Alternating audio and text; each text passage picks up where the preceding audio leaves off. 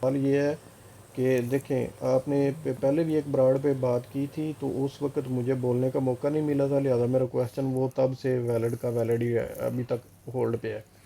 یا آپ نے اللہ خیر۔ بھی ایک بات کی تھی جس میں آپ نے دو تین باتیں کی ہیں کہ کوئی وہ داتا نہیں ہے، کوئی گنج بخش نہیں ہے، کوئی یہ نہیں ہے، ایسے کچھ آپ نے تین چار لفظ بولے ہیں، ٹھیک ہے؟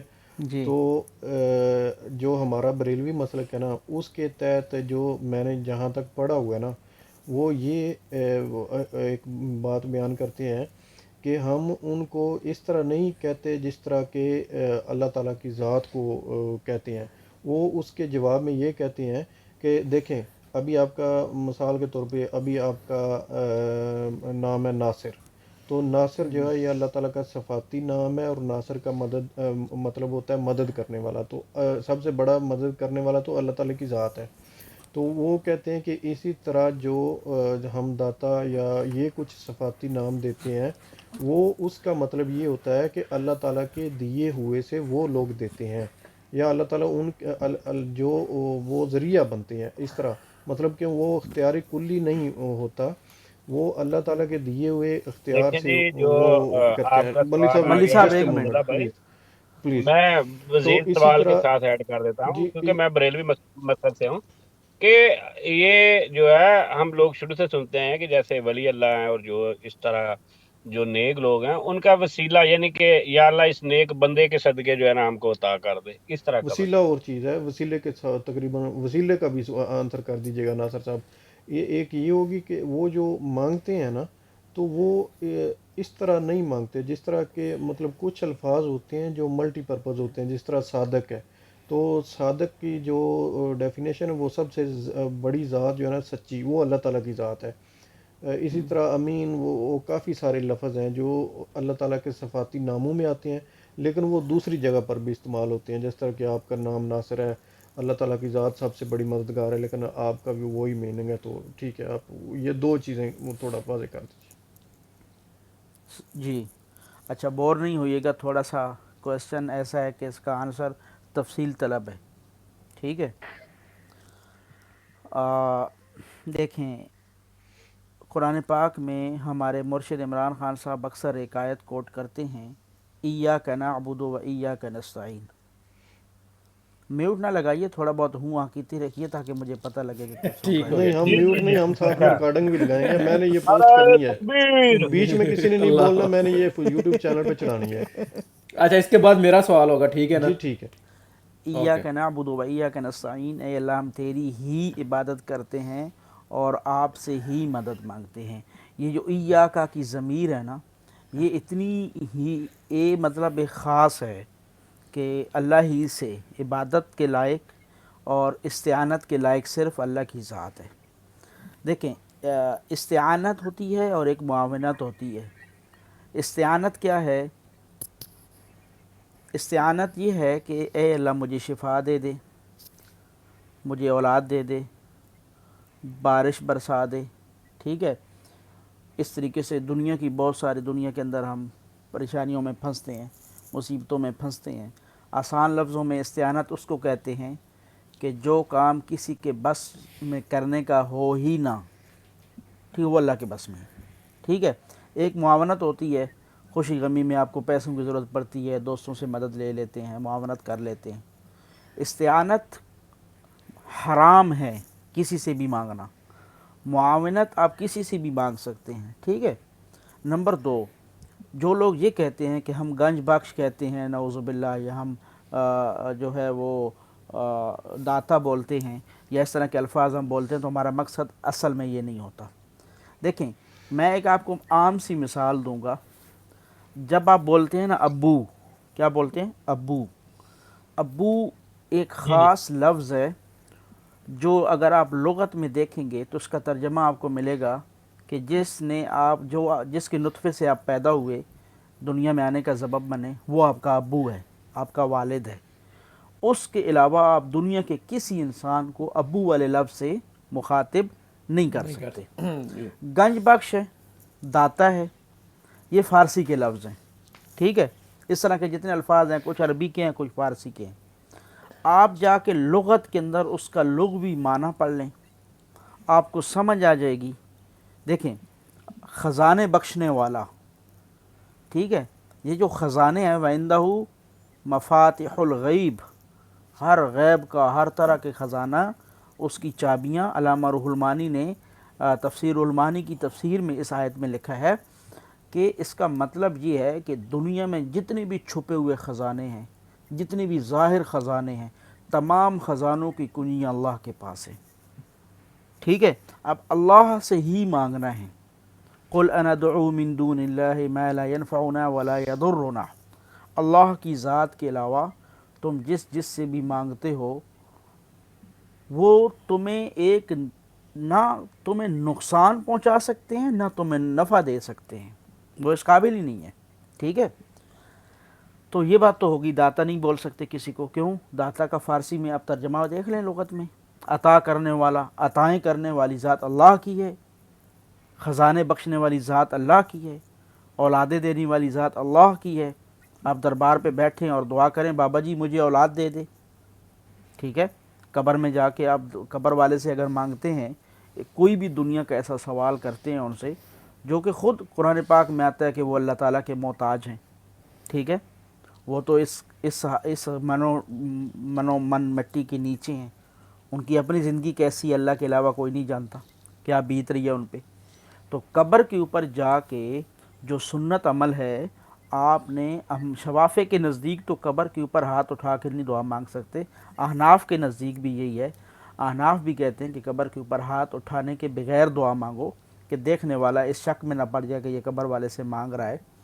آپ اتنا دعا کر سکتے ہیں. وسیلہ بالذات اور وسیلہ بالاعمال دو چیزیں ہیں. وسیلہ بالذات, اگر دنیا میں کوئی اللہ کا نیک بندہ موجود ہے تو اس کی ذات کا بھی وسیلہ دے سکتے ہیں, اس کے اعمال کا بھی وسیلہ دے سکتے ہیں. دنیا میں ایک ذات ایسی ہے جس کو ہم حضرت محمد صلی اللہ تعالی علیہ وسلم کہتے ہیں, ان کی ذات کا وسیلہ بھی جائز ہے, اعمال کا وسیلہ بھی جائز ہے. ٹھیک ہے, اس کے علاوہ دنیا میں جو اللہ کے ولی دنیا سے رخصت ہو جاتے ہیں, آپ ان کی ذات کا وسیلہ اب نہیں دے سکتے, ان کے اعمال کا وسیلہ اللہ کو دے سکتے ہیں کہ اللہ تعالیٰ انہوں نے دنیا میں نیک اعمال کیے, اچھے کام کیے, اے اللہ تو آپ کو ان کے اچھے کام پسند تھے, آپ کو ان کی اس محبت, ان اچھے اعمال کا واسطہ میرا یہ کام کر دے. جائز ہے, آپ کر سکتے ہیں وسیلہ بالاعمال. وسیلہ بالذات حرام ہے. اگر آپ قبر والا قبر میں چلا گیا دنیا سے تو آپ وسیلہ اس کی ذات کا وسیلہ نہیں دے سکتے, کیونکہ اس کی ذات فنا ہو چکی ہے, ختم ہو چکی ہے, اس کی برزخ والی زندگی شروع ہو چکی ہے. اور برزخ والی زندگی ایسی ہے, آپ ایک کپڑا اٹھائیں, چادر اٹھائیں اور اپنے سامنے لہرا لیں, ٹھیک ہے, آپ کو آپ کی آنکھیں پردے کے پیچھے نہیں دیکھ سکتی, ٹھیک ہے, آپ کو اب شعور نہیں ہے کہ اس کے پردے کے پیچھے کیا ہو رہا ہے.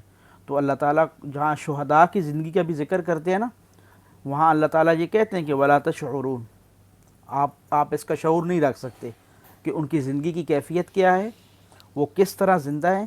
حدیث میں آتا ہے الانبیاء احیاء فی قبورہم یصلون, ان کے لیے تمام شہید انبیاء ہو علیہ جاتے ہیں الصلوۃ ناصر صاحب. اپنی قبروں میں زندہ ہیں اور نمازیں پڑھتے ہیں, ٹھیک ہے, لیکن ان کی قبروں کی زندگی کیسی ہے, ٹھیک ہے, ان کی نمازوں کی کیفیت کیسی ہے, اس کا ہمیں شعور نہیں ہے, وہ کیا کر رہے ہیں, ٹھیک ہے. یہ تو اس کے وہ اوپر اب آیت یہ ہے بحث نا کرنا, ناصر اس صاحب, کے ایک سیکنڈ, یا ملی صاحب ایھا الذین آمنوا قاتلوا فی سبیل اللہ اموات, جو اللہ کے راستے میں جہاد کرتا, قتال کرتا, قتل ہو جائے, فی سبیل اللہ اموات بل احیاء ولکن لا تشعرون. تشعرون, یہ تو بالکل. قرآن کی آپ آیت صلی جو ہے اللہ علیہ وہ وسلم کے بارے ان کے میں لیے. اللہ تعالیٰ نے کیا فرمایا, افإن مات او قتل انقلبتم علی اعقابکم, ہاں جی, کہ اے میرے محبوب آپ پہ موت آ جائے, جی کیا یہ لوگ پہ پھر جائیں گے, ٹھیک ہے. اور دوسری جگہ فرمایا افإن مت فهم الخالدون, اللہ اکبر, افإن مت فهم الخالدون, اے میرے نبی پاک آپ کو موت آئے گی تو دنیا میں اور کون ہے جو باقی رہے گا. جی جی بالکل بالکل. انک میت وانہم میتون, اے میرے محبوب صلی اللہ علیہ وسلم آپ پہ بھی موت آئے گی, ان پہ سب پہ موت آئے گی, ٹھیک ہے. تو موت, اب موت کی جو کیفیت ہے, نبی کی جو موت ہے اور عام انسان کی موت ہے وہ یقیناً مختلف ہے. لیکن اگر آپ یہ بولتے ہیں کہ آپ کی نبی پاک صلی اللہ تعالی علیہ وسلم کے سامنے آپ کا نام لے کے، آپ کے والد کا، آپ کے دادا کا نام لے کے آپ نے ایک بار درود شریف پڑھا تو فرشتے یہ آپ کا، آپ کے والد کا، آپ کے دادا کے نام کے ساتھ وہ درود پہنچاتے ہیں. 2 بار پڑھا پھر پہنچاتے ہیں، 3 دفعہ پڑھا پھر پہنچاتے ہیں. تو مجھے اس بات کا جواب دیں کہ کیا میرے نبی کی یہ توہین نہیں ہے؟ میں یہاں پہ بیٹھا ہوں، مجھے ایک ہی سوال بار بار ہو رہا ہو تو میں اریٹیٹ ہو کے اس کے منہ پہ تھپڑ ماروں گا کہ خاموش ہو کے بیٹھ جا، ایک بار کر لیا کافی ہے. تو نبی پاک صلی اللہ تعالی علیہ وسلم کی کیا یہ توہین نہیں ہے جانے انجانے میں کہ آقا کریم صلی اللہ علیہ وسلم کو جو ہے اتنے لاکھوں کروڑوں اربوں درود شریف ایک ٹائم میں پہنچ رہے ہیں، اور کیسے ممکن ہے کہ سب کے باپ کا، سب کے دادا کے نام کے ساتھ آپ کو پہنچایا جا رہا ہے؟ من صلی علیہ عند قبری سمعتہ ومن صلی علیہ نائیا فقد ابلغتہ او کما قال علیہ الصلوۃ والسلام. میرے آقا کریم نے فرمایا، اس حدیث سے ادراک کرتے ہیں کہ آپ صلی اللہ علیہ وسلم کی قبر پہ درود پڑھتے ہیں تو آپ سنتے ہیں عند قبری سمعتہ، میں خود سنتا ہوں، اور دور سے پڑھتے ہو تو پہنچایا جاتا ہے. پہنچائے جانے کے اوپر اگر آپ حدیث کی مفسرین جنہوں نے حدیث کو نقل کیا ہے نا، ان کی تشریحات پڑھتے ہیں نا، جو انہوں نے اس کے اوپر تفصیل لکھی ہے، تو وہ لکھتے ہیں پہنچانے کا مطلب یہ نہیں ہے کہ ایک ایک کا نام لے کے بتایا جا رہا ہے. جسٹ آپ صلی اللہ علیہ وسلم کی روح کو ادراک ہوتا ہے کہ آپ کی امتی آپ پہ درود بھیج رہے ہیں. جی جی بالکل. ٹھیک ہے، اس ادراک کا نام پہنچایا جانا ہے. جیسے ہم کوئی ثواب پہنچاتے ہیں نا، کسی کو ایصال ثواب کرتے ہیں تو اس کو پہنچایا جاتا ہے، تو ایصال ثواب اس کو پہنچتا ہے، مطلب اس کے اعمال نامے میں لکھا جاتا ہے، اس کو ادراک کیا جاتا ہے کہ یہ اعمال نامے میں اتنا ثواب، اتنا ایصال آیا ہے، ایصال ثواب آیا ہے. ٹھیک ہے، جی تو اس لیے اللہ تعالیٰ کی ذات کے علاوہ نہ کوئی گنج بخش ہے، نہ کوئی داتا ہے، نہ کوئی بگڑی بنانے والا ہے، نہ کوئی غوث ہے. ٹھیک ہے، اللہ کی ذات ہے سپر پاور. جتنے بھی اولیاء کرام ہیں سارے اللہ کے در کے بھکاری ہیں، اللہ کے در کے فقیر ہیں، سارے انسان، سارے مسلمان. یا ایھا الناس انتم الفقراء الی اللہ واللہ هو الغنی. اے ساری دنیا کے انسانوں، تم اللہ کے در کے بھکاری ہو. وقال ربکم ادعونی استجب لکم وَإِذَا سَأَلَكَ عِبَادِي عَنِّي فَإِنِّي قَرِيبٌ اجیب دعوت الداعی اذا دعان فلیستجیبوا لی ولیؤمنوا بی. اللہ اکبر، کتنا ہے یار اللہ پکارے. نحن اقرب الیہ من حبل حبل الورید. الورید. شارک سے بھی اس قریب. واسطے میرے بھائی اللہ کی ذات بہت قریب ہے، آپ کی رگوں میں ہے، آپ کے اندر ہے، آپ کے دل میں ہے اللہ. اس ناصر کو بھائی جب بھی پکاریں میرا گے بھی ایک سوال ہے. تو اس واسطے اس اللہ کو پکاریں اور وسیلہ بالاعمال دیں، کوئی بات نہیں. قبر کے اوپر جا کے قبر والے کو مت بولے میری تیرے اگے تیری رب اگے، یہی تو مشرکین مکہ کہتے تھے. نہیں، یہ عقیدہ تو نہیں ہونا چاہیے. ٹھیک ہے، یہی ناصر تو بھائی ایک میرا ہم ان سوال کے ہے. سامنے ایک سوال کرتے ہیں اور یہ اللہ جو تک بات آپ پہنچاتے ہیں. نے کیوں؟ جو بات آپ نعوذ نے کی باللہ، ہے نا وہ ڈاکی کہ ہیں. نبی کریم صلی اللہ علیہ وآلہ وسلم جب سنتے ہیں اور اگر آپ دور سے پڑھتے ہیں تو ان تک پہنچایا جاتا ہے. جی جی، تو دیکھیں جہاں تک بات ہے اولیاء اللہ کی، اور اس طرح اگر ہم نے تو یہی سنا ہے کہ جو ہے وہ یعنی کہ ان کے وسیلہ کیا ہوتا ہے کہ جیسے آپ نے فرمایا کہ ان کے اعمال کا وسیلہ، تو اعمال کا وسیلہ ہی ہوتا ہے کہ یہ جو نیک بندے ہیں ان کے صدقے کے، یہ بڑے نیک ہیں، انہوں نے عبادت کی، یا اللہ تیری، ہم تو گناہ گار بندے ہیں، ان کے صدقے، نبی کریم صلی اللہ علیہ وآلہ وسلم کے صدقے، صحابہ کرام کے صدقے، اس طرح کا وسیلہ دیا جاتا ہے. لیکن آگے آگے آہستہ آہستہ جو کام شروع ہوا ہے نا وہ غلط ہے. جو جہاں تک مزاروں پہ ہوتا ہے، دیگیں چڑھائی جاتی ہیں، نظر وہ و نیاز ہوتا آگے ہے. جو چیز شروع ہو گئی ہے نا وہ غلط ہے. حالانکہ یار، میں بھی اہل میرے آقا سنت بریلوی کریم، ہوں، لیکن جو آگے ابھی کام انہوں نے شروع کر دیا ہے، ہم لوگ اپنی آنکھوں سے دیکھتے ہیں بھائی وہ داغے عورتیں ڈانس باندھنا، کر رہی ہیں، چادریں سر جی چڑھانا. ایک منٹ. پی رہے ہیں، جو لوگ بندہ چکھے پی رہے زکوٰۃ ہیں. نہیں دیتا، جو اپنا بندہ زکوٰۃ نہیں دیتا لیکن مزار پہ ڈاکٹر جا صاحب، کے دیگیں چڑھاتا ہے، زکوٰۃ فرض ہے وہ نہیں دیتا، تو آپ کیا کہتے ہیں کہ اللہ تعالیٰ کو اس کو وہ دیگیں چاہیے؟ میرے وہ سر زکوٰۃ میں تو تو دیتا میرے ایسے نہیں ہے. بندے پینل بھی اگے دیکھے گزارش ہیں، ہے ایسے بندے پلیز. بھی دیکھے ہیں کہ جو اچھا، میرے پینل اگے گزارش ہے کہ جس وقت ناصر صاحب نے بولنا نا ਤੇ ਤੁਸੀਂ ਬੇਸ਼ੱਕ ਆਪਣਾ ਕੋਈ ਪੁਆਇੰਟ ਨੋਟ ਕਰ ਲਓ, ਜਿਸ ਕਿ ਉਹਨਾਂ ਦੀ ਗੱਲ ਖਤਮ ਹੋ ਜਾਣਾ ਉਸ ਤੋਂ ਬਾਅਦ ਮਾਈਕ ਖੋਲ੍ਹਣਾ. ਬਟ ਸਭ ਤੁਸੀਂ ਮਾਈਕ ਮੰਗਿਆ ਸੀ ਤੇ ਪਲੀਜ਼ ਤੁਸੀਂ ਆਪਣਾ ਸਵਾਲ ਰੱਖੋ.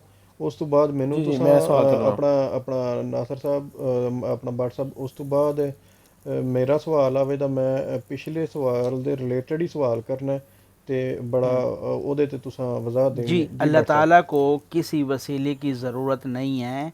دیکھیں، اگر آپ وسیلے کے بغیر بھی اللہ کی ذات سے مانگتے ہیں، قل یا عبادی الذین اسرفوا علی انفسہم لا تقنطوا من رحمت اللہ، رحمت اللہ. اے میرے بندو، اے میرے پیارے بندو، اے میرے گناہ گار بندو، اے میرے نافرمان بندو، اگر تم نے گناہ کر لیے ہیں، تم نے اپنی جانوں پہ ظلم کر لیا ہے، تو کیوں پریشان ہوتے ہو؟ لا تقنطوا من رحمت اللہ، اے میرے بندے اور اے میری بندی، تو اتنے گناہ کر کہ زمین آسمان کا خلا گناہوں سے بھر دے. اللہ خدا کی قسم، ساری دنیا کے انسان اور جن مل جائیں، رات دن گناہ کریں، رات دن گناہ کریں، قیامت تک کرتے رہیں، اتنے گناہ نہیں کر سکتے کہ زمین آسمان کا خلا گناہوں سے بھر دیں. اللہ میرا اللہ کہہ رہا ہے میرا ایک بندہ، میری ایک بندی اتنے گناہ کرے کہ زمین آسمان کا خلا گناہوں سے بھر دے، اور اپنی زبان سے ایک دفعہ کہے اے اللہ میری توبہ، زبان سے، دل سے نہیں، زبان سے کہے اے اللہ میری توبہ، سأغفر ذنوبی ولا ابالی، میں سارے معاف کر دوں گا اور مجھے کوئی پرواہ نہیں ہوگی. استغفر اللہ استغفر وہ اتنا کریم ہے، وہ اللہ اتنا رحیم ہے. اللہ. کیا بات، واہ مالکا، جی بٹ شان میرے دیکھو صاحب ساڈے رب بھائی، دی. اللہ تعالیٰ کو کسی وسیلے کی ضرورت نہیں ہے. لوگ وسیلے پہ رولا ڈالتے ہیں، اس لیے علماء یہ بتاتے ہیں کہ اگر آپ وسیلہ دینا چاہتے ہو تو ایسے دو، لیکن وسیلے کے بغیر مانگیں تو میں سمجھتا ہوں اور اچھا ہے. اللہ گناہ جی گار ناصر کا بھائی میرا تعلق سوال ہے اللہ ابھی. کی ذات کے ساتھ اور مضبوط ہے، لیکن اگر آپ وسیلے کے ساتھ بھی مانگ رہے ہیں تو آپ قبر والے سے تو مت مانگو نا، یا معین الدین چشتی پار کر دے میری کشتی، کیا کر رہے ہو؟ اچھا اچھا ابھی ابھی قوالیاں بھی ایسی آ گئی ہیں نا. دیکھیے ابھی وہ ہوتا ہے نا کہ اج کرم کماؤن دا ویلا ہے، ہاں یا غوث پاک اج کرم کرو، اج کرم کماؤن دا ویلا ہے. وہ تو بڑیاں بڑیاں وڈیاں کہانیاں اچھا میں گاڑی چلنے دو دینا یار، پہ. اچھا بڑی سر لمبی جی ہے، میں غوث لیٹ پاک ہوگی، کا گل مرید بات بڑی فوت ہو لمبی گیا ہے. جی، چھوڑیں جی پلیز چھوڑیں غوث جی میری پاک بٹ کا بات صاحب مرید سوال فوت مجھے ہو سوال گیا، ہی نہیں غوث کرنے دے پاک رہے قبر یار. میں آ گئے اور فرشتے بھاگ گئے. یہ تو ناصر عقیدے بھائی ہیں ان سنیں کے. میرا سوال سنیں سر جی. آپ یہ قرآن میں آتا ہے نا اتلم بعد ذالک الزنیم، ٹھیک ہے، اس کا ترجمہ کریں اور اس کا کس کنٹیکسٹ میں اللہ تعالیٰ کس کو کر کے بتا رہا ہے، اس کا ذرا تھوڑا کریں، اب مجھے بتائیں ذرا. تو یہ اس کے کیا اوپر مجھے یہ نا اس آیت آیت ایک منٹ میرا پورا سوال سنیں.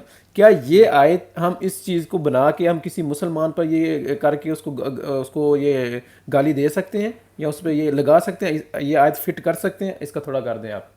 دیکھیں نا، اتلم بعد بعد ذالک ذالک زنیم زنیم. ان کان ذا مال و بنین، ٹھیک ہے. جی جی جی اس جی دیکھیں، آپ کسی بھی ایک قرآن کی آیت جب جب اس کا جو پورا واقعہ ہے، اس جی کا جی جو شان نزول ہے، جی کتنی آیتیں نازل ہوئیں، مجھے کس پورا اس کا وقت بتائیں. نازل ہوئیں، جی کیوں جی نازل ہوئیں، جی یہ جی چیزیں بہت ضروری ہیں. اور یہ ٹھیک بھی ہے، بتانے اینڈ اور پہ کہ اس یہ کے کسی اوپر پہ میں فٹ ہو سکتی ہے مسلمان پہ. کسی مسلمان پہ فٹ نہیں ہو سکتی، کیونکہ جی اللہ تعالیٰ نے یہ آیت، اس آیت کا جو نزول ہے نا، وہ خالصتاً اس وقت ہوا تھا جب منافقین رسول اللہ صلی اللہ علیہ وسلم کے خلاف سازش کر رہے تھے، اور جی جی مسجد زرار تک انہوں نے بنا لی تھی. جی ٹھیک ہے، جی اور اس طرح کے کفریہ اور اس طرح کے ان کی سازشیں کر رہے تھے اللہ تعالیٰ اور اس کے رسول کے خلاف. تو اس وقت ان کو متنبہ کرنے کے لیے اللہ تعالیٰ نے ان کافروں کے لیے اور اسلام کے دشمنوں کے لیے الفاظ بولے تھے. جی ٹھیک ہے، جی اب جی اگر آپ وہ الفاظ کوٹ کرتے ہیں تو سوال یہ پیدا ہوتا ہے کہ آپ صلی اللہ علیہ وسلم سے زیادہ آپ نے اس قرآن کی آیت کو سمجھا ہے. میں ایک صحابہ رضی سر جی اللہ ایک منٹ تعالیٰ مجھے عنہم اجمعین، تھوڑا کر لینے دیں، کلیئر کرنے دیں. صحابہ اگر صحابہ انسان نے جاننا ہے ملی نا صاحب مکمل، تو وہ ملی قرآن جو ہے صاحب وہ ملی ترجمے صاحب کے ساتھ ہی پڑھنا پڑے گا، ملی صاحب تاکہ پتہ چلے کہ کون سی آیت کون سی جگہ اور کس واقعے پر میں بیان سر ہوئی ہے. جی میں کرتا ہوں کلیئر، میں تھوڑا سا مجھے اسٹیپ بائی اسٹیپ میں چلوں گا ناصر ناصر بھائی کے ملک، ساتھ. میں جواب دے رہا ہوں بھائی. جو صحابہ رضی اللہ تعالیٰ عنہم اجمعین سے زیادہ آپ نے اس آیت کو سمجھا ہے. جی جی کیا اس میں آیت کے نازل ہونے میں کے بعد آپ شاید ناصر صحابہ بھائی. کا رویہ یہ تھا جو آپ کا ہے؟ جی جی میں آپ کو بتاتا ہوں. یہ جو سپاہ صحابہ والی ایک آئی ڈی ہے نا، وہ بندہ بہت اچھا ہے، بہت سپاہ صحابہ بھی بات کرتا ہے، لیکن آج ٹی ایل پی پہ بیٹھ کے اس نے یہ بات جب یہ گالی والی کوڈ کی، یہ دلیل کے طور پہ پیش کی مسلمانوں پہ، تو مجھے بہت ہی ادھر ہوا. اس لیے میں میرے دل میں بات بیٹھی ہوئی تھی، میں آپ سے بات نہیں، حالانکہ یہ تو میں آیت کسی اور انشاءاللہ آئی تھی. اس آیت پہ نا، اس آیت پہ اس کا شان نزول، اس کا لبے لباب جی جی واقعہ پورا انشاءاللہ ویڈیو کے ساتھ اپلوڈ کروں. یہ اس آیت کو وہ بنیاد بنا کے نا ٹی ایل پی والے یہ کہتے ہیں یہ اللہ تعالیٰ نے ایسے بولا ہے. او یار اللہ تعالیٰ نے کن کو بولا ہے, کس طرح بولا ہے, یہ آپ کو نہیں پتا. قرآن کا ترجمہ پورا پڑھو تو تھوڑی سی ایک آیت کا ٹکڑا لے کے تم اس کو یار غلط جگہ پہ یہ فٹ کرتے ہو. یقین کریں تو کہ یار یہ یہ سارے ٹی ایل پی والے جڑے نا ایک آیت دے حافظ نے بس رولا یہ ہے. جانے ایک آیت دے بھی نہیں ہے سر جی. میری یہ اپنے جانے سارے انجانے ਪੈਨਲ میں نا ਅੱਗੇ ਇੱਕ ਗੁਜ਼ਾਰਿਸ਼ ਹੈ, ਗੱਲ ਨੂੰ ਸਮਝਣ ਦੀ ਕੋਸ਼ਿਸ਼ ਕਰੋ ਤੇ ਮੇਰੀ ਮਜਬੂਰੀ ਵੀ ਸਮਝੋ. ਤੁਹਾਡੇ ਅੱਗੇ ਗੁਜ਼ਾਰਿਸ਼ ਹੈ ਯਾਰ, ਮੈਂ ਜਿਸ ਵਕਤ ਸਵਾਲ ਕਰਨਾ ਹੁੰਦਾ ਨਾ, ਮੈਂ ਉਸ ਤੋਂ ਬਾਅਦ ਰਿਕਾਰਡਿੰਗ ਲਾਣੀ ਹੁੰਦੀ ਹੈ. ਰਿਕਾਰਡਿੰਗ ਲਾਣੇ ਤੋਂ ਬਾਅਦ ਮੈਂ ਉਸ ਸਵਾਲ ਨੂੰ, ਬੜਾ ਵੈਲਿਡ ਸਵਾਲ ਹੁੰਦਾ, ਉਹਨੂੰ ਮੈਂ ਐਡਿਟ ਕਰਕੇ ਤੇ ਮੈਂ ਸਰ YouTube ਜੀ ਤੇ ਤੁਸੀਂ ਰੱਖਣਾ ਪੁੱਛੋ, ਹੁੰਦਾ. ਹੋ ਗਿਆ ਮੇਰਾ ਕਲੀਅਰ ਹੋ ਗਿਆ, ਪੁੱਛੋ ਤੁਸੀਂ. ਹੁਣ ਪਲੀਜ਼ ਜਿਸ ਵਕਤ ਤੱਕ ਉਹ ਬੋਲ ਰਹੇ ਹੋਣ ਉਹਦੇ ਵਿੱਚ ਨਾ ਬੋਲਿਆ ਕਰੋ, ਵਿੱਚ ਮਸ਼ਹੂਰੀਆਂ ਸੱਤ ਲੋ ਲੱਗ ਮਿਊਟ ਜਾਣਗੀਆਂ. ਲਾ ਦੇਂਗੇ, ਮਿਊਟ ਲਾ ਤੁਸੀਂ ਬੜੀ ਸਵਾਲ ਕਰੋ ਮਿਹਰਬਾਨੀ ਸਾਡਾ. ਹੋਵੇਗੀ, ਸਵਾਲ یہ اور جانے جواب ਉਹਨਾਂ ਦਾ انجانے میں ਕੰਪਲੀਟ ਹੋ ਜੇ. یہ جانے انجانے میں نا ਨਾ اللہ ਬੋਲੋ ਤੇ تعالیٰ ਚੁੱਪ ਕਰ کی ਜਾਂਦੇ ਹੋ, ਕਹਿੰਦੇ طرف ਵਿੱਚ ਬੋਲਿਆ ਕਰੋ. یہ اللہ تعالیٰ کی طرف ایسی باتیں منسوب کر کے نا جانے انجانے میں اللہ تعالیٰ کی توہین کر رہے ہیں.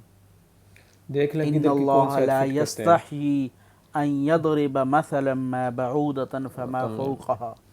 اللہ تعالیٰ کو شرم نہیں آتی, اللہ تعالیٰ نہیں شرماتے کہ آپ کو سمجھانے کے لیے, آپ کو عبرت دلانے کے لیے کسی مچھر کی جو ہے مثال بھی اللہ تعالیٰ بیان کر دے. جی جی بالکل ٹھیک ہے, تو وہ اللہ ہے جس نے تخلیق کیا ہے کائنات کو, اور اس اللہ کو حق حاصل ہے کہ جن کو تخلیق کیا ہے ان کے ساتھ کس طرح کا رویہ رکھنا ہے, کس طرح کے احکامات دینے ہیں. حدیث میں آتا ہے الدنیا سجن المؤمن و جنت الکافر. مومن کے لیے دنیا قید خانہ ہے, کافر کے لیے دنیا جنت ہے. مجھے ایک بات کا جواب دیں, خاموشی سے جواب مطلب دیں, بولیں نہیں, کہ دنیا کافر کے لیے جنت ہے.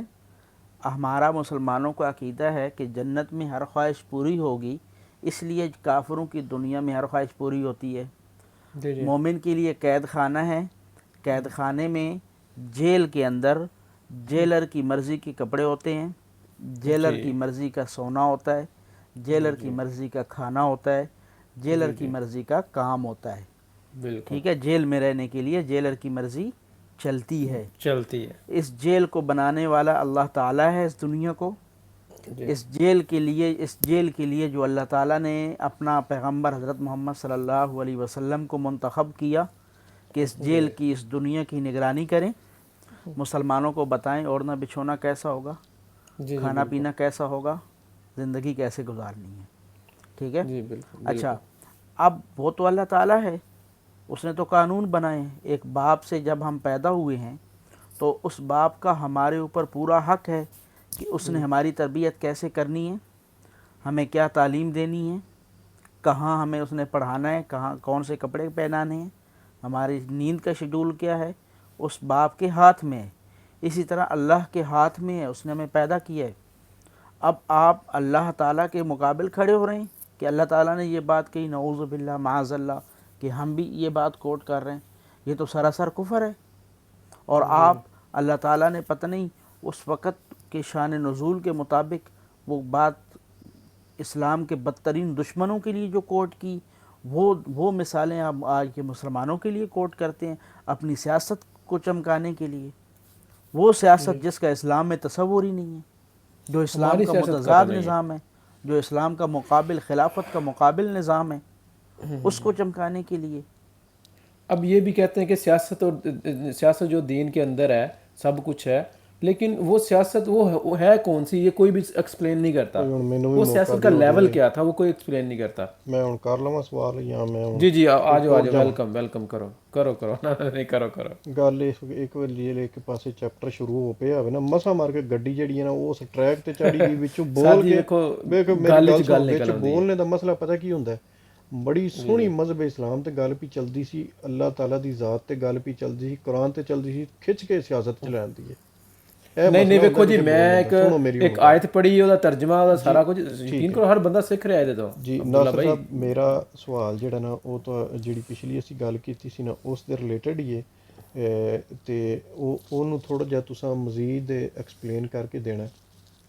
ਇੱਕ ਤਾਂ ਤੁਸੀਂ ਇਹ ਵਾਜ਼ੇ ਕਰਨਾ ਕਿ ਜਿਹੜੀ ਮੈਂ ਅੱਗੇ ਗੱਲ ਕੀਤੀ ਸੀ ਕਿ ਜਿਸ ਤਰ੍ਹਾਂ ਕਿ ਤੁਹਾਡਾ ਨਾਂ ਨਾਸਰ ਹੈ, ਤੇ ਉਹ ਇਹ ਗੱਲ ਕੀਤੀ ਜਾਂਦੀ ਹੈ ਕਿ ਉਹਨਾਂ ਨੂੰ ਕੁੱਲੀ ਇਖਤਿਆਰ ਕੁੱਲੀ ਵਿੱਚ ਇਸ ਤਰ੍ਹਾਂ ਕਰਕੇ ਉਹ ਕਹਿੰਦੇ ਨੇ ਕਿ ਇਖਤਿਆਰ ਕੁੱਲੀ ਦੇ ਸਮਝ ਕੇ ਅਸੀਂ ਨਹੀਂ ਕਰਦੇ।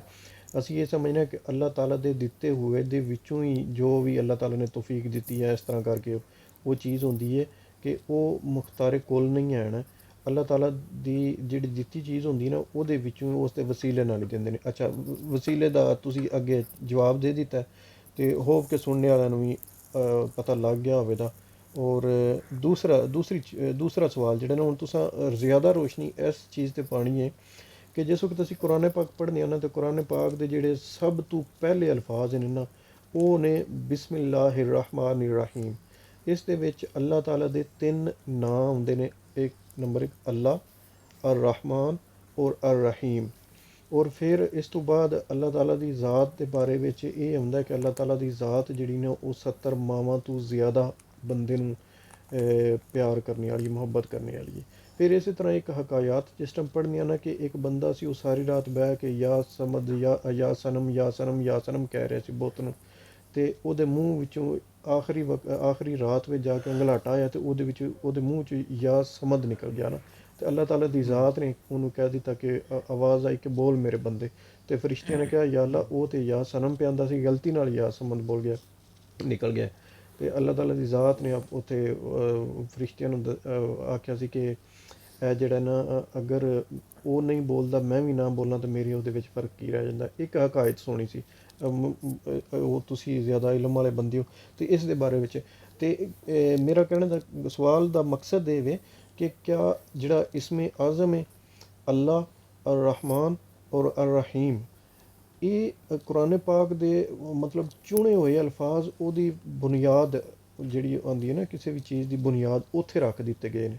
ਤੇ ਜਿਸ ਵਕਤ ਅਸੀਂ ਇਹ 3 ਲਫ਼ਜ਼ ਪੜ੍ਹਦੇ ਹਾਂ, ਉਹ ਤਿੰਨੇ ਸਿਫਾਤ ਅੱਲਾਹ ਤਾਲਾ ਦੇ ਨਾਂ ਨੇ।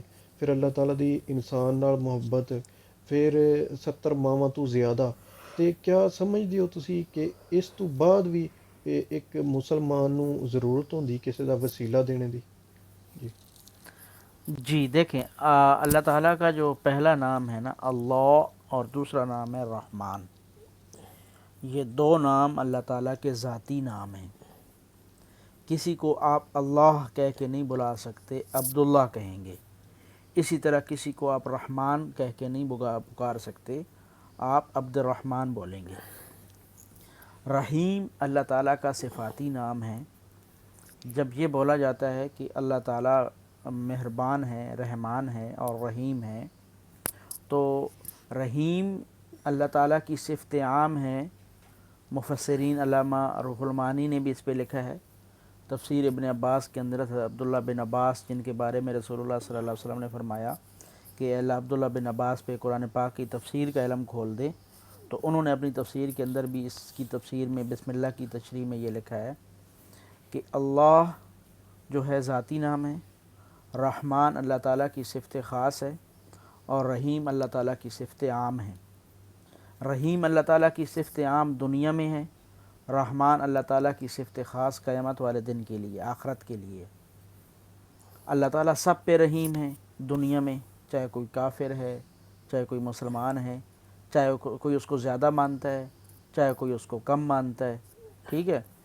और उसके बारे में मूसा अलैहिस्सलातु वस्सलाम के एक वाक़या लिखा है कि अल्लाह ताला ने उनको हुक्म दिया कि पत्थर पे असा मारो, मारा तो अंदर से एक पत्थर निकला, फिर असा मारा, अंदर से एक कीड़ा निकला जिसकी ज़बान में सब्ज़ पत्ता था, ठीक है। और वो अल्लाह ताला की हम्दो सना बयान कर रहा था, सुबहान मन यरानी, हैं जी, यारिफ़ु मकानी यरज़ुक़ुनी वला यनिसानी, कि पाक है वो ज़ात सुबहान मन यरानी, जो मुझे यहाँ देख रही है, हैं जी, यज़कुरुनी, मैं उसका ज़िक्र कर रहा हूँ, वला यनिसानी, और वो मुझको भूला, वयनिसानी वला यनिसानी, और वो मुझे भूला नहीं है। यारिफ़ु मकानी, वो मेरा घर जानता है, मैं कहाँ रहता हूँ, हाँ जी। यरज़ुक़ुनी वला यनिसानी, वो मुझे यहाँ रिज़्क़ भी दे रहा है और वो मुझे भूला नहीं है। तो अल्लाह सब पे रहीम है। दुनिया में जितनी भी मखलूक 18,000 के करीब अल्लाह ताला ने मखलूक़ात पैदा की है, सब के ऊपर अल्लाह ताला रहीम है। रहमान की सिफ़त ख़ास क़यामत वाले दिन के लिए है। اللہ تعالیٰ کافروں کے اوپر، اپنے نافرمانوں کے اوپر، گناہ گاروں کے اوپر اللہ تعالیٰ کا کوئی رحم نہیں ہوگا۔ قرآن پاک اس کے بارے میں بولتا ہے قالوا ربنا غلبت شقوتنا وكنا قوما ضالین ربنا اخرجنا منها فإن عدنا فإنا ظالمون۔ ہاں جی، قالوا ربنا غلبت شقوتنا، وہ شکوہ کریں گے اللہ سے، پکاریں گے اللہ کو، ہاں جی، اللہ ہمیں معاف کر دے۔ ربنا اخرجنا منها فإن عدنا فإنا ظالمون، ہم نے اپنے اوپر بڑے ظلم کیے، ایک دفعہ یہاں سے نکال کے اللہ دوبارہ واپس بھیج دے، ہم اچھے اعمال کر کے آئیں گے۔ اللہ تعالیٰ کا جواب کیا ہوگا؟ قال اخسؤوا فیہا ولا تکلمون، بکواس بند کرو اپنی، خاموش ہو جاؤ اور کلام مت کرو۔ تو وہاں اللہ تعالیٰ کا رحمان والا جلال دیکھیں گے یہ لوگ، اللہ تعالیٰ کا غصہ دیکھیں گے، قہار دیکھیں گے وہاں پہ۔ اور رحمان جو ہوگا وہ صفت خاص ہے، صرف ان لوگوں کے لیے ہوگا جنہوں نے اپنی زندگی قرآن و سنت کے مطابق گزاری اور رسول اللہ صلی اللہ علیہ وسلم کی یا اپنے وقت کے نبی کی تعلیمات کے مطابق زندگی گزاری، ان کے اوپر صرف رحمان ہوگا، باقیوں کے لیے اللہ تعالیٰ کی صفت قہار اور جبار ہوگی۔ دوسرا سوال کون سا تھا؟ عطائی والی بات تھی، عطائی والی، ٹھیک ہے۔ جو بات عطائی والی تھی کہ اللہ تعالیٰ نے عطا کیا ہوا ہے، رسول اللہ صلی اللہ علیہ وسلم نے فرمایا، قال رسول اللہ تعالیٰ علیہ وسلم انما انا قاسم واللہ یعطی، میں تو تقسیم کرنے والا ہوں، اللہ کی ذات عطا کرنے والی ہے۔ سوال یہ پیدا ہوتا ہے کہ رسول اللہ صلی اللہ تعالیٰ علیہ وسلم کو اللہ تعالیٰ نے دیا کیا جو آپ نے عطا کیا، جو آپ نے بانٹا؟ کیا مال و جواہرات دیے؟ دنیا کی کوئی چیزیں دی؟ ٹھیک ہے، جس کے بارے میں رسول اللہ خود فرماتے ہیں الفقر و فخری، ہاں جی، بھوک، مفلسی، تنگی، فقر، غربت، یہ میری بادشاہی ہے، میری یہی بادشاہت ہے۔ تو دنیا کی کوئی چیز تو اللہ کے رسول کو اللہ تعالیٰ نے دی نہیں، ٹھیک ہے۔ غربت پسند کی آپ نے اپنے لیے، سونے کے محل، سونے کے پہاڑوں کو آپ نے ٹھکرایا، ٹھیک ہے، اور غربت پسند کی اپنے لیے آپ صلی اللہ تعالی وسلم۔ تو اللہ تعالیٰ نے رسول اللہ کو علم دیا، قرآن دیا، ٹھیک ہے، علوم نبوت آپ صلی اللہ علیہ وسلم کو جو ملے۔ اچھا، اس کا میں ایک الزامی جواب دیتا ہوں کہ ایک سیکورٹی گارڈ آپ رکھتے ہیں نا، سیکورٹی گارڈ کو آپ گن دیتے ہیں، اس کو وردی دیتے ہیں، بینک کے سامنے، جیولری والی شاپ کے سامنے، قیمتی جگہوں پہ اس کو کھڑا کر دیتے ہیں کہ آپ نے حفاظت کرنی ہے۔ اب سیکورٹی گارڈ اگر گاڑی مانگے گا تو اس کو گاڑی کوئی بھی نہیں دے گا، کیونکہ اس کو اس کی ضرورت نہیں ہے، ٹھیک ہے۔ اس طریقے سے اگر وہ کوئی ایسی لوازمات مانگے گا جو اس کی سیکورٹی کی جاب کے ریلیٹڈ نہیں ہوں گی تو وہ اس کو نہیں دی جائیں گی۔ اس طریقے سے دنیا کی کوئی اور کام چیزیں لے لیں، جو ذمہ داری جس کی ہوتی ہے، جس نوعیت کی ہوتی ہے، اسی نوعیت کی اس کو لوازمات، اس کو سہولیات اور اس کو وہ چیزیں دی جاتی ہیں۔ نبی جو ہوتا ہے وہ اللہ تعالیٰ کا دنیا میں نمائندہ ہوتا ہے، نبی کا کام اللہ تعالیٰ کی طرف لوگوں کو بلانا ہوتا ہے۔ اچھا، نبی کو اپنی نبوت ثابت کرنے کے لیے معجزات کی ضرورت پڑتی ہے، اور وہ اللہ تعالیٰ ہر نبی کو دیتا ہے، کسی کو 2 معجزات دیے، کسی کو 3 دیے، کسی کو 4 دیے۔ میرے آقا کریم صلی اللہ علیہ وسلم کو اللہ تعالیٰ نے 55,000 معجزات دیے۔ آپ کی پوری زندگی معجزات سے بھری ہوئی ہے۔ قرآن آپ کا سب سے بڑا معجزہ ہے کہ جو قیامت کی صبح تک کوئی بدل نہیں سکتا۔ تو اس معجزات کی بنیاد پر جو نبی کو ضرورت ہوتی ہے کہ اپنی نبوت کو قائم کرنے کے لیے، دلیل کے طور پہ لوگوں کو منوانے کے لیے اللہ تعالیٰ نے وہ معجزات دیے۔ معجزات کیا ہوتے ہیں؟ خرق عادات فعل ہوتے ہیں، افعال۔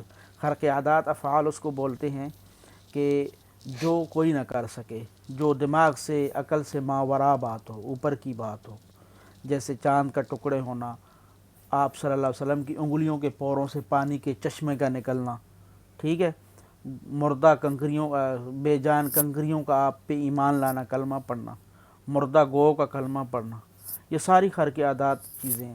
آپ صلی اللہ علیہ وسلم جا رہے ہیں، ایک صحابی سو رہے ہیں، سرہانے ایک ہرن باندھی ہوئی ہے، اس ہرن نے آپ کو سلام کیا، آپ نے اس کے سلام کا جواب دیا، پوچھا کیا ہوا؟ اس کی آنکھوں میں آنسو تھے، یا رسول اللہ، آپ کی صحابی نے مجھے پکڑا ہے، میرے بچے بھوکے ہیں، میں نے ان کو دودھ پلانا ہے، میں واپس آ جاؤں گی، آپ یہاں پہ بیٹھ جائیں۔ میں آپ سے وعدہ کرتی ہوں مجھے چھوڑیں۔ آپ صلی اللہ علیہ وسلم نے اس کو چھوڑا، وہ دودھ بچوں کو پلا کے واپس آ گئی۔ اس صحابی رسول کی آنکھ کھلی، آپ صلی اللہ علیہ وسلم پہ میری جان قربان ہو جائے، میرے ماں باپ قربان ہو جائیں یا رسول اللہ، آپ کو یہ ہرن پسند ہے؟ اور میں ہاں مجھے پسند ہے۔ آپ صلی اللہ تعالی علیہ وسلم کو اس نے ہدیہ کیا، اس ہرن کے سر پہ ہاتھ پھیرا اور فرمایا جاؤ اپنے بچوں کے پاس واپس چلی جاؤ۔ تو اس ہرن سے بات کرنا، اس ہرن کا جانا، واپس آنا، یہ سارا میرے نبی کا معجزہ ہے۔ اچھا، یہ فعل جو ہوتے ہیں، افعال جو نبی کے ہاتھ سے سرزد ہوتے ہیں، اس میں نبی کا کوئی اپنا کمال نہیں ہوتا، اس میں فعل بھی اللہ تعالیٰ کا ہوتا ہے اور فاعل بھی اللہ تعالیٰ ہوتا ہے۔ نبی کے ہاتھ سے صرف ظاہر کر کے نبی کی نبوت پہ دلیل بن رہے ہوتے ہیں وہ، اس کے علاوہ افعال معجزات کے اوپر نبی کا اپنا کوئی کمال نہیں ہوتا، تو نبی بے کو شک صرف وہ دیے جاتے ہیں تاکہ نبی کی نبوت پہ وہ دلیل بنے۔ تو آپ صلی اللہ علیہ وسلم کو معجزات دیے تاکہ آپ کی نبوت قائم ہو، آپ کو پھر علوم دیے لوگوں کو سکھانے کے لیے، تو اللہ تعالیٰ نے آپ صلی اللہ علیہ وسلم کو جو تقسیم کرنے کے لیے چیز دی وہ علم دیا۔ اب آ جاتے ہیں اولیاء کرام کے پاس۔ اولیاء کرام جو ہوتے ہیں نا، علماء انبیاء کے وارث ہوتے ہیں، ٹھیک ہے۔ اب اولیاء کرام کے پاس بھی وہی چیز عطا کی ہوئی ہوگی جو اس کے نبی سے اس کو ملی ہوگی وراثت میں، ٹھیک ہے۔ یہ نہیں کہ نبی کو تو اللہ تعالیٰ نے علم دے دیا اور ولیوں کو جو ہے اللہ تعالیٰ نے کوئی اور چیز عطا کر دی کہ بیٹیاں بھی عطا کرتے پھریں، بارشیں بھی برساتے پھریں، ہیں جی، گھروں کے اندر سے جو ہے وہ چور بھی ڈھونڈتے پھریں، ایسا نہیں ہے۔ جو چیز نبی کو عطا ہوئی علم، وہی چیز اولیاء کو بھی عطا ہوا علم۔ دنیا میں اولیاء کرام کی علوم سے دنیا اتنی فیض یاب ہوئی ہے کہ اگر آپ اپنی بر صغیر ہند کی ہسٹری پڑھتے ہیں تو بر صغیر ہند کے اندر اسلام لانے والے یہ اولیاء کرام ہیں، اسلام پھیلانے والے اولیاء کرام ہیں، ٹھیک ہے۔ تو اولیاء کرام کو جو اللہ تعالیٰ نے علم دیا وہ انہوں نے تقسیم کیا، اس میں کوئی شک نہیں ہے، اس کو سب مانتے ہیں، ٹھیک ہے۔ اب اولیاء کرام دنیا میں موجود تھے، انہوں نے نہیں بولا ہماری قبروں کو مزار بنانا، سجدے کرنا، کمائی کرنا، ٹھیک ہے، ہم سے آ کے مانگنا، ہمیں چاٹنا، درباروں پہ چادریں چڑھانا، ڈھول بجانا، نغارچی دھمال ڈالنا۔ ان کی زندگی میں نہ ایسا ہوا۔ جو اولیاء تھے انہوں نے کرنے کا حکم دیا۔ قیامت والے دن قرآن پاک میں آتا ہے کہ جب ان کے سامنے یہ اولیاء جن کو یہ پوجتے تھے، جن کے بزرگوں کو، جب ان کے سامنے کھڑے کیے جائیں گے نا یہ لوگ، تو یہ اولیاء کرام ان سے برات کا اعلان کر دیں گے، ہم تو ان کو جانتے ہی نہیں ہیں کون ہیں یہ لوگ، ٹھیک ہے۔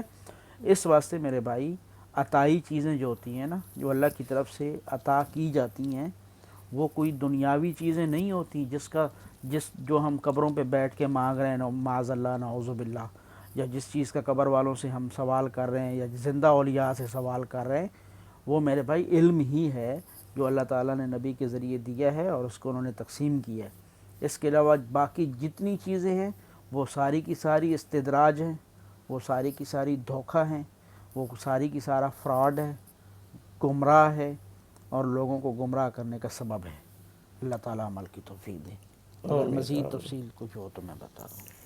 ماشاء اللہ، اچھا کافی ناصر بھائی، سوال ابھی ہو گئے اچھے۔ اسی کے ریلیٹڈ ایک اور سوال ہے کہ کچھ باتیں بیان کی جاتی ہیں جی فلاں ولی تھے تو ان سے یہ کرامت ظاہر ہے، اور یہ بکس میں بھی لکھا ہوا ہے، اور پرانی بکس میں بھی اور نئی بکس میں بھی ایسے لکھا ہوا ہے، تو اس کے اوپر تھوڑا کرامات کے اوپر بتا دیں۔ دیکھیں، چار چیزیں ہیں سر۔ معجزہ، اب یہ چیز بڑی قیمتی ہے، ضرور سنیے گا۔ چار چیزیں ہیں: معجزہ، کرامت، کشف اور حال، ٹھیک ہے۔ اہل و سنت والجماعت کا اجماعی عقیدہ ہے ان چار چیزوں کے اوپر۔ معجزہ نبی کے ہاتھ سے ظاہر ہوتا ہے، کرامت ولی اللہ کے خاص ولی کے ہاتھ سے ظاہر ہوتی ہے، کشف نبی کو بھی ہوتا ہے، ولی کو بھی ہوتا ہے، حال مطلب اللہ کی محبت میں پاگل ہو جانا، اپنے ہوش کھو بیٹھنا، یہ چار چیزیں ہیں۔ یہ چاروں چیزیں آپ کو اسلام کی تاریخ میں ملتی ہیں۔ جیسے میں نے بتایا کہ معجزہ نبی کے ہاتھ سے ظاہر ہوتا ہے، اس میں فعل اور فاعل اللہ ہوتا ہے، نبی کی نبوت پہ دلیل بنتا ہے۔ نبی کا معجزہ ظاہر کرنا لازم ہوتا ہے، اس کی نبوت کی دلیل ہی معجزہ ہوتی ہے۔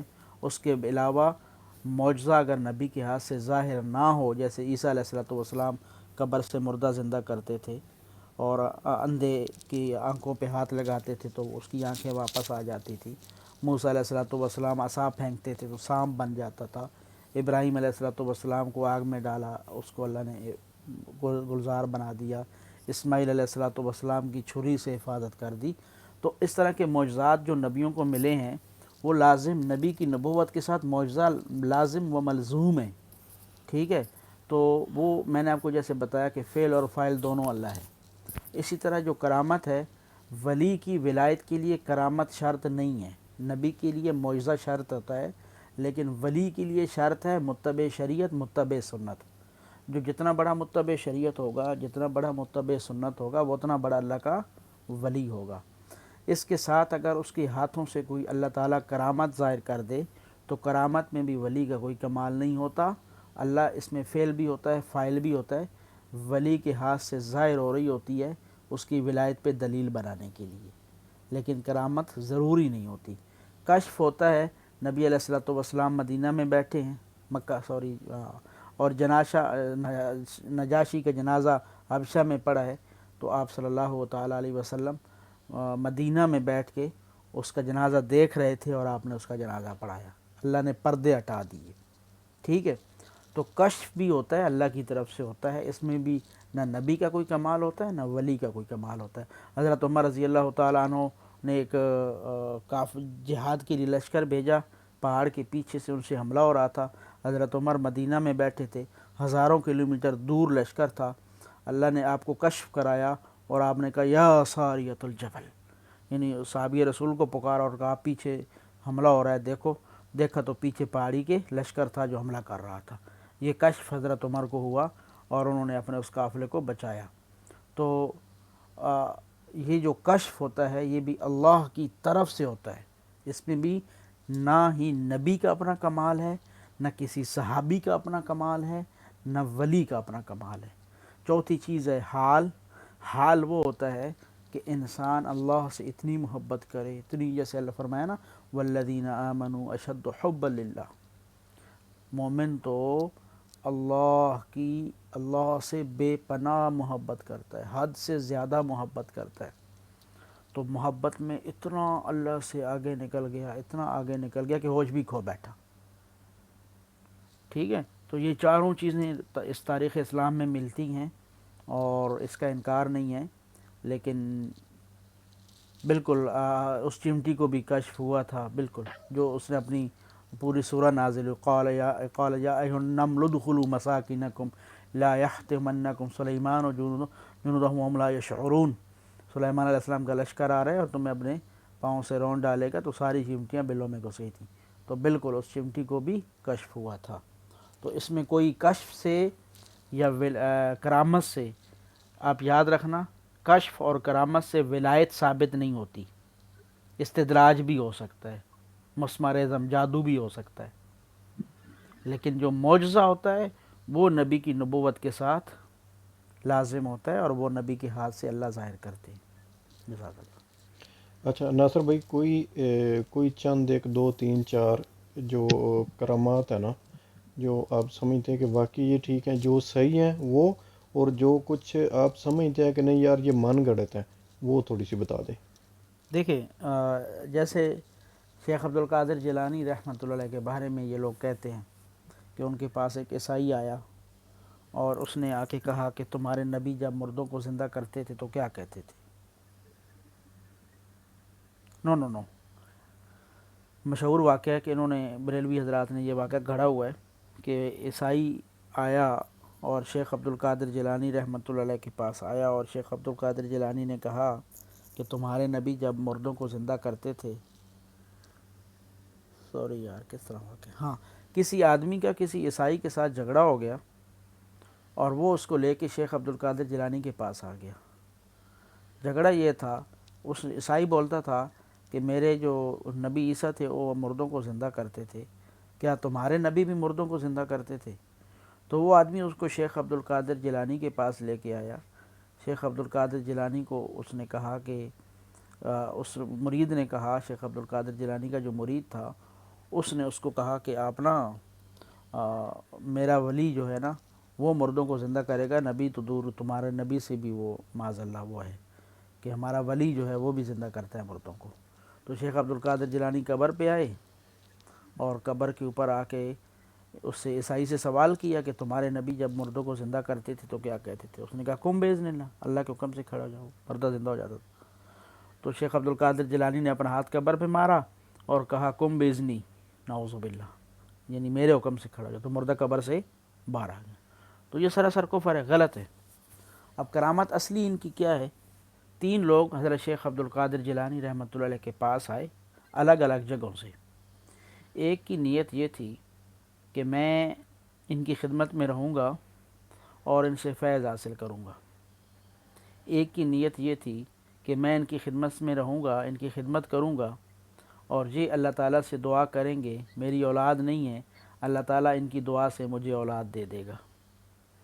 تیسری کی نیت یہ تھی کہ میں ان کو آزماؤں گا کہ یہ اللہ کے ولی ہیں بھی یا نہیں۔ یہ بڑا مستند واقعہ ہے، اور اس میں غنیت الطالبین میں شاید میں نے پڑھا تھا، بس شیخ کی کسی کتاب میں نے پڑھا ہے، میرے خیال میں غنیت الطالبین میں ہی پڑھا ہے۔ کتاب مجھے کنفرم یاد نہیں، لیکن واقعہ کنفرم ہے 100%، کوئی اس کو چیلنج نہیں کر سکتا۔ شیخ کی اپنی کتاب میں واقعہ، کسی میں بھی ہو لیکن اپنی کتاب میں۔ اچھا، تو اس نے نا، جس کی نیت یہ تھی نا کہ میں ان کے فیض حاصل کروں گا، ان سے علم حاصل کروں گا، تو وہ انسان اللہ تعالیٰ کا ولی بن کے فوت ہوا دنیا سے، ٹھیک ہے۔ اور جس کی نیت یہ تھی اللہ تعالیٰ مجھے اولاد دیں گے ان کی دعا سے، ان کی خدمت سے، اللہ تعالیٰ نے اس کو اولاد سے نوازا، ٹھیک ہے، یہ ان کی کرامت ہے۔ اور جس کی نیت تھی آزمانے کی، تو آتا ہے کہ وہ بندہ مرتد ہو کے مرا تھا، اسلام سے بھی فارغ ہو کے مرا تھا۔ تو یہ ان کی کرامت تھی کہ ان کی جو ہے نا اللہ تعالیٰ نے اس حوالے سے ان کی حفاظت کی تھی۔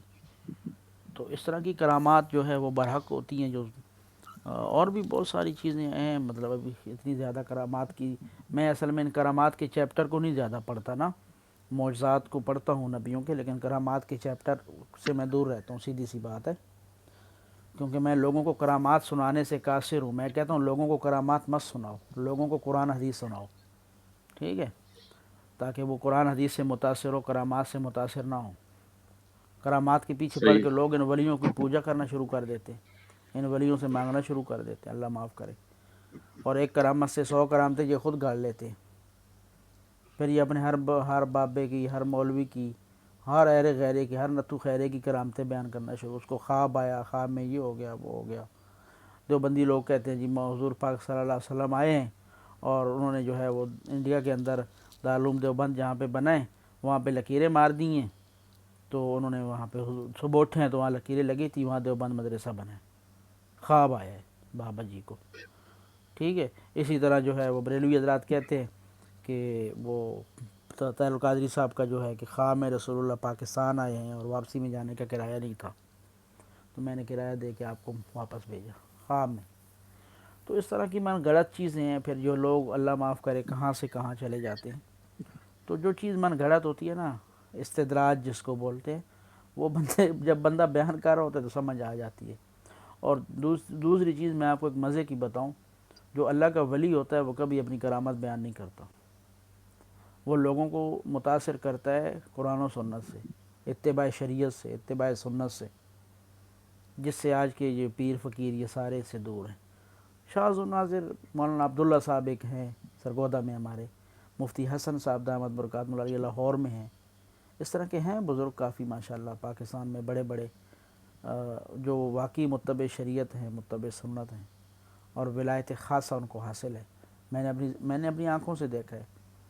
میں مفتی حسن صاحب کے ساتھ ایک دفعہ مدینہ شریف میں ہم باب جبرائیل سے انٹر ہو کے رسول پاک صلی اللہ علیہ وسلم کے روضے کے سامنے، آپ صلی اللہ علیہ وسلم کی جو چوتھی صف ہے آپ کے پاؤں کی جانب ہے، وہاں بیٹھے ہم نے مراقبہ کیا 1 گھنٹہ ان کے ساتھ، درود شریف پڑھا 1000 مرتبہ۔ آپ یقین کریں 1000 دفعہ درود شریف پڑھنے کے بعد ایسا فیل ہو رہا تھا کہ جیسے ہم آقا کریم صلی اللہ علیہ وسلم کے صحیح معنوں میں قدموں میں بیٹھے، میں وہ حقیقت شاید بیان ہی نہ کر سکوں۔ تو یہ عبداللہ بازی رحمۃ اللہ علیہ گزرے ہیں، شیخ موسیٰ روحانی بازی کے ساتھ ہم نے ٹائم بزرگ گزرے ہیں، اللہ والے تھے، ان کی قبر سے خوشبو بھی آئی تھی، اور ادھر میانی صاحب قبرستان میں دفن ہے وہ۔